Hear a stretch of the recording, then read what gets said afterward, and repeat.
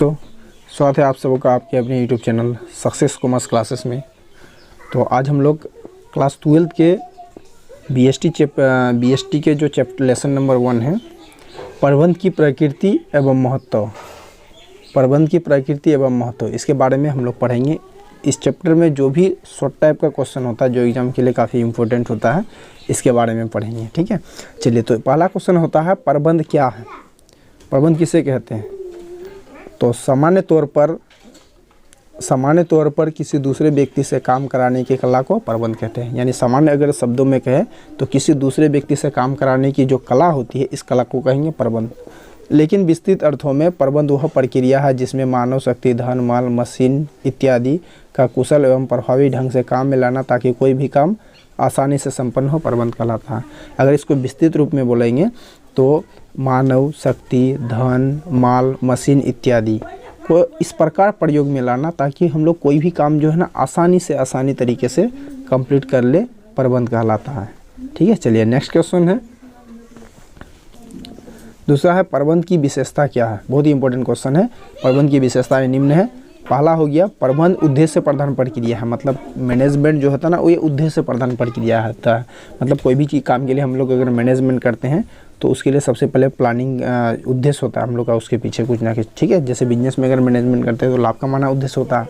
ठीक। दूसरा है, प्रबंध एक सामूहिक क्रिया है। सामूहिक क्रिया का मतलब ये हुआ है कि जो भी मैनेजमेंट वगैरह काम होता है उसमें 2 या 2 से अधिक व्यक्ति मिलकर के उस काम को संचालित करता है। ठीक है, इसलिए इसको बोलेंगे सामूहिक क्रिया है। तीसरा है, प्रबंध एक सतत क्रिया है। देखिए, सतत क्रिया मतलब ये होता है लगातार चलने वाली क्रिया।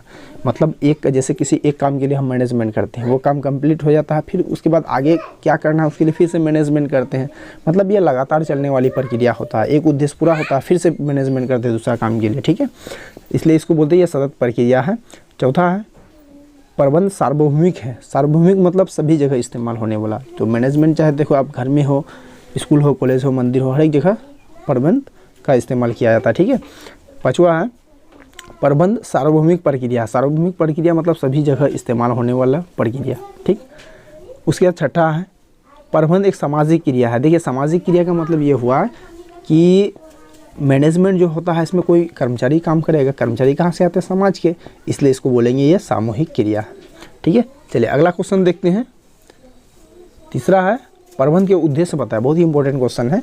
तो प्रबंध के उद्देश्य निम्न है। पहला हो गया प्राथमिक उद्देश्य, सहायक उद्देश्य, व्यक्तिगत उद्देश्य और सामाजिक उद्देश्य। ठीक है, ये प्रबंध के मुख्य रूप से ये 4 उद्देश्य है। ठीक है, रही बात इसका डेफिनेशन, हम लोग लॉन्ग टाइप का जब क्वेश्चन बनाएंगे उसमें आप लोग को इसका डेफिनेशन भी दे देंगे, क्योंकि इसका लॉन्ग टाइप में पूछता है कि प्रबंध के उद्देश्य को परिभाषित करें। ठीक है, तो ये सब टाइप का क्वेश्चन है। फिलहाल आपको ये 4 उद्देश्य लिखना है। ठीक है, चलिए नेक्स्ट क्वेश्चन है। चौथा क्वेश्चन है, प्रबंध का महत्व बताए। महत्व या लाभ आपसे पूछेगा कि प्रबंध के महत्व अथवा लाभ बताए, तो काफ़ी इंपॉर्टेंट क्वेश्चन है। ठीक है, चलिए देखते हैं। तो प्रबंध के महत्व निम्न है। पहला, न्यूनतम प्रयत्नों द्वारा अधिकतम परिणामों की प्राप्ति। मतलब कम से कम अगर मेहनत करते हैं तो क्या होता है, अगर मेरा बिजनेस में मैनेजमेंट ठीक रहेगा तो कम से कम प्रयत्नों पर भी हमको ज़्यादा से ज़्यादा रिजल्ट मिलेगा। ठीक। चलिए दूसरा है, निर्धारित लक्ष्य को प्राप्त करना। देखिए, अगर हम लोग मैनेजमेंट करते हैं, क्यों करते हैं? कोई भी हम लोग का लक्ष्य जो होता है उस लक्ष्य को प्राप्त करने के लिए, तो ये निर्धारित लक्ष्य को प्राप्त करता है। जो लक्ष्य निर्धारित करते हैं उसको प्राप्त करने में हेल्प करता है। ठीक है। तीसरा है, उद्देश्यों का निर्धारण करना। तो मैनेजमेंट जो हम लोग करते हैं किसी न किसी उद्देश्य के लिए करते हैं। बिजनेस वगैरह होगा तो प्रॉफिट कमाना उद्देश्य होगा, तो ये क्या होता है, उद्देश्य निर्धारण करता है हम लोग का। चलिए चौथा पॉइंट है, नीतियों का निर्धारण करना। नीतियों का निर्धारण करना मतलब प्लानिंग करना। मैनेजमेंट के अंतर्गत हम लोग कोई भी काम का प्लानिंग करते हैं। ठीक है। पांचवा है, सामाजिक उत्तरदायित्व को पूरा करना। देखिए, मैनेजमेंट अगर बिजनेस का ठीक रहेगा तो बिजनेस में प्रॉफिट होगा। प्रॉफिट होगा तो बिजनेस क्या करेगा, सरकार को ज़्यादा टैक्स मिलेगा। सरकार को अगर ज़्यादा टैक्स मिलेगा तो सरकार क्या करेगा, जो सामाजिक उत्तरदायित्व है पूरा करता है। तो इस तरह से कह सकते हैं कि सामाजिक उत्तरदायित्व को पूरा करता है। ठीक। चलिए नेक्स्ट क्वेश्चन है, बहुत ही इंपॉर्टेंट क्वेश्चन है। 5 नंबर, प्रबंध के कार्य बताए। बहुत ही इंपॉर्टेंट, बहुत ज़्यादा इंपॉर्टेंट है। ठीक है, तो प्रबंध का मुख्य रूप से ये 5 कार्य है। आपका ऑब्जेक्टिव में पूछेगा, नियोजन, संगठन, नियुक्तिकरण, निर्देशन, नियंत्रण। ठीक है, ये प्रबंध का 5 कार्य है।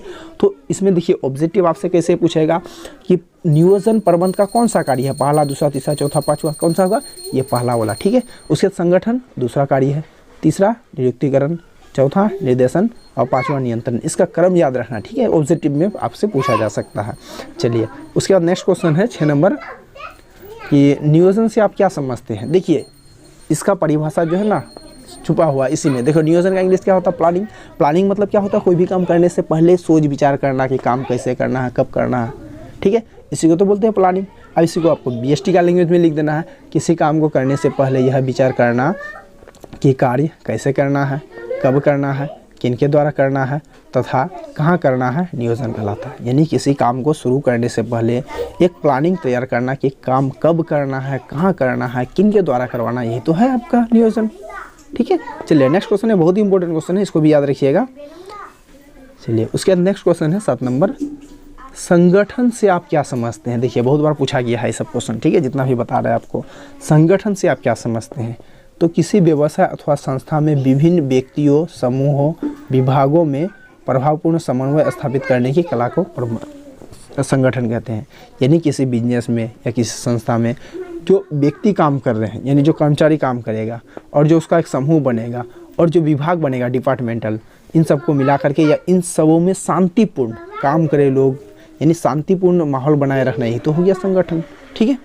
चलिए नेक्स्ट क्वेश्चन है, अगला क्वेश्चन है नियुक्तिकरण से आप क्या समझते हैं। देखिए नियुक्तिकरण मतलब क्या हुआ, छांटना। यानी अगर मान लो कि मेरा कंपनी में सीट खाली पड़ा हुआ है तो उस सीटों की भरपाई करना, यही तो हो गया नियुक्तिकरण। मतलब क्या हुआ, स्टाफ को सिलेक्शन करवाना नियुक्तिकरण कहलाता है, ठीक है। चलिए डेफिनेशन है, किसी व्यवसाय अथवा संस्था में रिक्त पदों की पूर्ति के लिए कर्मचारी का चुनाव करना नियुक्तिकरण कहलाता है। यानी किसी बिजनेस में या संस्था में जो खाली पद पड़ा हुआ, उन खाली पदों को भरना या भरने की जो प्रक्रिया होगा उसी को तो बोलेंगे नियुक्तिकरण। चलिए बहुत ही सिंपल है, आगे देखते हैं क्वेश्चन नंबर 9। इसमें है निर्देशन आपसे आप क्या समझते हैं। देखिए निर्देशन मतलब क्या होता है, डायरेक्शन। इसका इंग्लिश होता है डायरेक्शन। डायरेक्शन मतलब डायरेक्ट करना, जैसे होता है ना डायरेक्टर क्या करता है, वो कुछ नहीं करता, वो बस बताता है, वही तो हो गया निर्देशन यहाँ भी। तो किसी व्यवसाय अथवा संस्था में काम करने वाले कर्मचारी को निर्देश देना, मार्गदर्शन करना, संदेश वहन करना, उसे अभिप्रेरित करना निर्देशन कहलाता है। यानी किसी बिजनेस में या किसी संस्था में जो कर्मचारी काम करते हैं, कर्मचारी को काम करने के लिए मोटिवेट करना, ये तो हो गया निर्देशन, ठीक है। बहुत ही सिंपल है। चलिए आई होप अच्छी तरह से आप लोगों को समझ में आया होगा। अगला क्वेश्चन देखते हैं, नियंत्रण से आप क्या समझते हैं, किसको कहेंगे नियंत्रण, ठीक है। नियंत्रण मतलब देखो इसका इंग्लिश क्या होता है, कंट्रोल होता है, कंट्रोल, ठीक है। हिंदी किसी व्यवसाय अथवा संस्था में काम करने वाले कर्मचारी के कार्य का देखभाल करना तथा कार्य में गड़बड़ी होने पर उन्हें सुधार करना ताकि निर्धारित लक्ष्यों को प्राप्त किया जा सके, नियंत्रण कराता है। यानी किसी बिजनेस में या संस्था में जो कर्मचारी काम करता है, उनको जो काम करने के लिए दिया गया है, वह कर्मचारी उस काम को ठीक ढंग से कर पा रहा है या नहीं कर पा रहा है, इसका निगरानी करना, ये तो हो गया नियंत्रण, ठीक है। चलिए नेक्स्ट क्वेश्चन है, प्रबंध कला है या विज्ञान बताए। ये बहुत ही इंपॉर्टेंट क्वेश्चन है, ये आपका ऑब्जेक्टिव में भी पूछा जा सकता है कि प्रबंध क्या है, कला और विज्ञान क्या होगा, दोनों होगा, ठीक है। प्रबंध कला और विज्ञान दोनों होगा। चलिए इसका डेफिनेशन आपसे पूछा गया है, 5 नंबर यह क्वेश्चन में रहता है। तो प्रबंध कला और विज्ञान क्या है, दोनों है, इसके बारे में डेफिनेशन लिखना है। तो प्रबंध पहले दिखा दिया कला के रूप में, ठीक है। किसी काम को करने के लिए सिद्धांत की आवश्यकता होती है। यहाँ सिद्धांत का मतलब किसी काम को करने के तरीके से है और उसी तरीके पर चलकर हम काम पूरा करते हैं, इसलिए प्रबंध जो है एक कला है। यानी किसी भी काम को करने के लिए जब हम एक सिद्धांत बनाते हैं और उन्हीं सिद्धांतों पर चलकर हम किसी काम को कंप्लीट कर लेते हैं, इसको बोलेंगे प्रबंध कला है। इसलिए उसके बाद आगे है प्रबंध विज्ञान के रूप में, वह ज्ञान जो किसी सिद्धांत पर आधारित है विज्ञान कहलाता है। अगर कोई ज्ञान किसी सिद्धांत पर आधारित होगा तो इन्हों कहेंगे विज्ञान। जैसे देख लो, जैसे एक सिद्धांत है कि नियोजन करके काम शुरू करो, काम सही होगा, इसलिए प्रबंध एक विज्ञान है। कहता है कि नियोजन करके, प्लानिंग करके कोई भी काम शुरू करो और काम हमेशा प्लानिंग किया गया काम सही होता है, इसी को बोलेंगे विज्ञान, ठीक है। चलिए इस प्रकार हम लोग क्या कह सकते हैं कि इस प्रकार कह सकते हैं कि प्रबंध जो है कला और विज्ञान दोनों। तो आपसे ऑब्जेक्टिव अगर पूछा जाए तो प्रबंध क्या है, कला और विज्ञान दोनों है, ठीक है। उसका डेफिनेशन भी आप याद रखिएगा, प्रबंध कला कैसे और विज्ञान कैसे, बहुत बार पूछा गया ये क्वेश्चन। चलिए नेक्स्ट क्वेश्चन है, निर्देशन के 4 क्रियाओं के नाम बताएं। निर्देशन के 4 क्रिया बहुत बार ऑब्जेक्टिव में पूछा गया है। निर्देशन की कितनी क्रिया है, 4 क्रिया, ठीक है। क्या क्या, तो निर्देशन के 4 क्रिया निम्न है। पहला पर्यवेक्षण मतलब सुपरवाइजर, ठीक है। नेतृत्व मतलब लीडरशिप, ठीक है। उसके संप्रेषण और अभिप्रेरण, ये निर्देशन का 4 क्रिया, 4 ही होते हैं। ठीक, ऑब्जेक्टिव में भी रह सकता है, तो निर्देशन की कितनी क्रिया है? 4 क्रिया। ठीक, चलिए नेक्स्ट क्वेश्चन देखते हैं। पहला है पर्यवेक्षण क्या है? पर्यवेक्षण मतलब सुपरवाइजर क्या होता है? ठीक, चलिए समझते हैं इसको।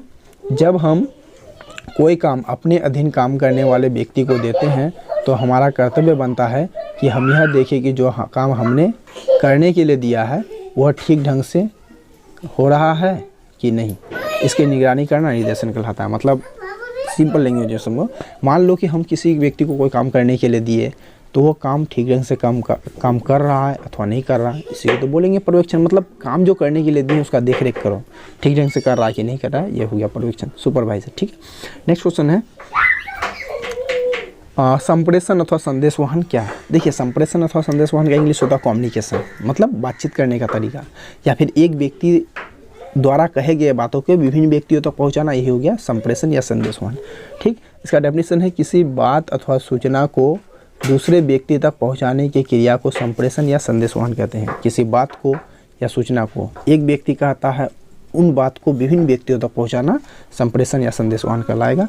जैसे अपने अंदर काम करने वाले कर्मचारियों को यह सूचना देना कि काम कैसे करना है, कब करना है, कहाँ करना है, संप्रेषण कहलाता है। ठीक है, यानी अगर मान लो कि हम मेरे अंदर जो भी कर्मचारी काम कर रहा है, हमको एक सूचना देना चाहते हैं कि कल से काम पर आ जाओ, तो हम डायरेक्ट कर्मचारी को नहीं बोलेंगे, जो मेरा उच्च अधिकारी है उन लोग को मीटिंग बैठा करके उन लोग को बोलेंगे, वो फिर अपने कर्मचारी तक बताएगा, तो इसी को बोलेंगे संप्रेषण। यानी एक व्यक्ति द्वारा कहे गए बातों को विभिन्न व्यक्तियों तक पहुंचाना या दूसरे व्यक्तियों तक पहुंचाना संप्रेषण या संदेशवहन कहलाता है। ठीक है, अगला क्वेश्चन है 15 नंबर, नेतृत्व क्या है? बहुत ही इंपॉर्टेंट क्वेश्चन है सारा चीज़। ठीक है, जितना भी क्वेश्चन बता रहे हैं आपको। नेतृत्व, देखो नेतृत्व का इंग्लिश होता है लीडरशिप। देखो लीडर कभी काम नहीं करता बल्कि आदेश देता है, ये तो हो गया नेतृत्व। देखो किसी व्यवसाय अथवा संस्था में काम करने वाले कर्मचारी को काम के बारे में निर्देश देने वाला व्यक्ति को नेतृत्व कहते हैं। किसी बिजनेस में या किसी संस्था में काम करने के लिए जो निर्देश देते हैं, जो काम करवाते हैं, उसी को बोलेंगे नेतृत्व। ठीक है, अर्थात जो व्यक्ति काम किसी दूसरे से करवाता है वो नेतृत्व कहता है। जो व्यक्ति किसी दूसरे व्यक्ति से काम करवाता है इसी को बोलेंगे नेतृत्व। चलिए अगला क्वेश्चन है अभिप्रेरणा क्या है? देखो अभिप्रेरणा का इंग्लिश होता है मोटिवेशन। मतलब अपने अंदर जो कर्मचारी लोग काम कर रहा है ना, उनको मोटिवेट करना, काम करते समय बोनस देना, कमीशन देना, इस सबको बोलते हैं अभिप्रेरणा। चलिए डेफिनेशन समझते हैं। किसी व्यवसाय अथवा संस्था में काम करने वाले कर्मचारियों को काम करते समय उत्साह बढ़ाना अभिप्रेरणा कहलाता है। यानी किसी बिजनेस में या किसी संस्था में जो कर्मचारी काम करता है उसको काम के प्रति उत्साह जगाना, मोटिवेट करना, यही हो गया अभिप्रेरणा। ठीक है, चलिए अभिप्रेरणा के अंतर्गत काम की प्रशंसा करना। अभिप्रेरणा के अंतर्गत क्या होता है कि जो कर्मचारी काम करता है उसके काम का तारीफ करना, काम करने की स्वतंत्रता देना, मतलब उसको ओवर टाइम काम करना चाहता है तो काम करने की स्वतंत्रता देना, बोनस देना, काम करते समय बहुत सारी सुविधाएं प्रदान करना तथा उनके पदों की उन्नति करना, यही तो हो गया अभिप्रेरणा। मतलब जो कर्मचारी काम करता है उसको काम के प्रति मोटिवेट करो, उसको बोनस दो, उसका पदोन्नति करो, मतलब प्रमोशन दिलाओ, इसी को बोलेंगे अभिप्रेरणा।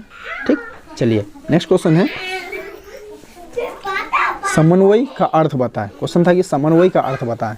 आंसर है किसी व्यवसाय अथवा संस्था में नौकर से लेकर मालिक तक सभी आपस में मिलकर तालमेल के साथ टीम वर्क के रूप में काम करे तो समन्वय कहलाता है। समझो, किसी बिजनेस में या किसी संस्था में मालिक से लेकर नौकर तक सभी आपस में मिलजुल कर काम करे, इसी को तो बोलेंगे समन्वय। समन्वय मतलब बैलेंस बना रहे हैं। ठीक है, किसी प्रकार का झगड़ा विवाद ना हो, समन्वय कहलाएगा। चलिए अगला क्वेश्चन है बहुत ही इंपॉर्टेंट, समन्वय के तत्व बताएं। देखिए समन्वय का 4 ही तत्व होता है। ऑब्जेक्टिव याद रखना, समन्वय के कितने तत्व हैं? 4 तत्व। क्या क्या? पहला एकीकरण एवं सहयोग, ठीक है। दूसरा संतुलन, तीसरा सभी क्रियाओं का क्रम एवं समय निर्धारित करना, और चौथा प्रभावी संदेशवहन। देखिए सहयोग एवं एकीकरण मतलब क्या हुआ? काम करते समय क्या हुआ? समन्वय के सब स्थापित होगा। अगर कोई व्यक्ति कमज़ोर है काम करने में तो उनका सहयोग करें। ठीक है, संतुलन वही काम करने में कोई कमज़ोर है तो उसका हेल्प कर दिए।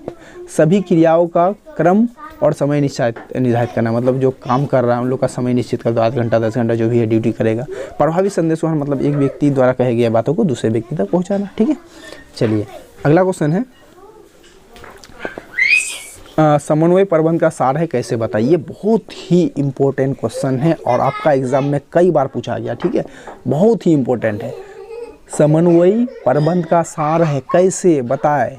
तो आंसर है जिस प्रकार घर में तालमेल ना रहने से पूरा परिवार बिखर जाता है। अगर घर में तालमेल नहीं रहेगा तो क्या होगा? पूरा परिवार बिखर जाएगा। ठीक उसी प्रकार व्यवसाय में मालिक से लेकर नौकर तक सबों के साथ तालमेल ना रहने से व्यवसाय बिखर जाता है। इसलिए समन्वय के बिना घर हो या व्यवसाय सफल होना असंभव है। इसलिए समन्वय प्रबंध का सार कहा जाता है। समझिए, देखिए प्रबंध को समन्वय प्रबंध का सार क्यों कहा जाता है? तो देखो, घर हो या बिजनेस हो, तालमेल नहीं रहेगा तो क्या होगा? अगर घर में तालमेल नहीं होगा तो पूरा घर बिखर जाएगा। उसी तरह से अगर बिजनेस में तालमेल नहीं रहेगा कर्मचारी और नौकर मालिक के बीच, तो पूरा व्यवसाय बिखर जाएगा।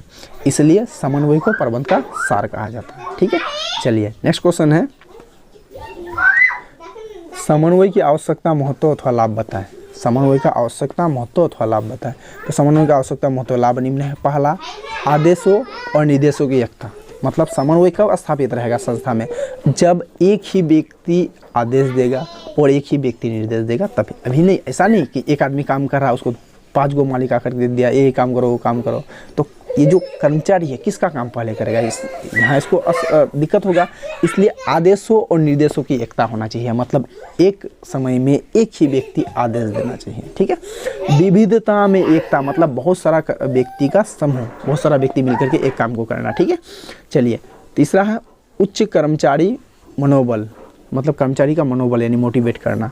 ठीक, चौथा है संस्था के लक्ष्यों की प्राप्ति करना, यानी संस्था के जिस लक्ष्य है लाभ कमाना या समाज सेवा करना, तो उसका लक्ष्य को प्राप्ति करना। मानवीय संबंधों पर बल, ये हो गया।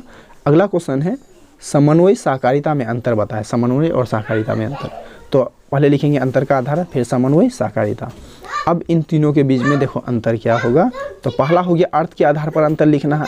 समन्वय प्रबंध द्वारा सोच समझकर किया गया प्रयास से। देखो समन्वय जो होता है ना, ये प्रबंधक द्वारा यानी जो मैनेजर है उनके द्वारा सोच समझकर किया गया कार्य होता है। दूसरा है सहकारिता ऐच्छिक प्रवृत्ति है जो संगठन के सदस्य में होती है। संबंध के आधार पर अंतर, समन्वय औपचारिक तथा अनौपचारिक दोनों प्रकार के हो सकते हैं। यानी जो समन्वय है औपचारिक और अनौपचारिक दोनों प्रकार के संबंध से प्राप्त हो सकते हैं या रिलेटेड हो सकते हैं। फिर सहकारिता अनौपचारिक संबंधों से उत्पन्न होता है, यानी समन्वय औपचारिक अनौपचारिक दोनों प्रकार के संबंधों से उत्पन्न होता है। और सहकारिता जो हो गया वो केवल अनौपचारिक संबंधों से उत्पन्न होते हैं। चलिए नेक्स्ट पॉइंट है उद्देश्य। उद्देश्य के आधार पर अंतर क्या है? समन्वय संगठन का उद्देश्य है जहां लोगों का समूह मिलकर काम किया था, यानी समन्वय में क्या होता है? लोगों का समूह मिलकर के काम करता है। सहकारिता प्रकृति में ऐच्छिक है, यह केवल तभी उत्पन्न होती है जब लोग मिलजुल कर काम करने में इच्छुक होते हैं। ठीक है, चलिए अगला है आवश्यकता के आधार पर अंतर। समन्वय वहाँ ज़रूरी होता है जहाँ लोगों का एक समूह सामान्य उद्देश्य की प्राप्ति के लिए एक साथ काम करते हैं। देखो समन्वय में क्या होता है कि जहाँ लोगों का एक समूह 8 आदमी 10 आदमी मिलकर के कोई काम करेगा तो वहाँ कहेंगे समन्वय। ठीक है, सहकारिता ऐच्छिक प्रकृति की होती है जहाँ लोगों के एक साथ काम करने की इच्छा से उत्पन्न होती है। सहकारिता में क्या होता है कि जरूरी नहीं है कि सबको मिल करके काम करेगा, मतलब एक आदमी 2 आदमी इस तरह से मिल करके काम करता है। तो इस तरह से हम लोग इस चैप्टर का जो इम्पोर्टेंट क्वेश्चन था वो हमने ख़त्म किया। इससे शॉर्ट टाइप का क्वेश्चन यानी 2 नंबर या क्वेश्चन में इससे आउट कोई भी क्वेश्चन आपसे नहीं पूछा जाएगा। तो आपको वीडियो कैसा लगा कमेंट में ज़रूर बताएं। Thanks for watching.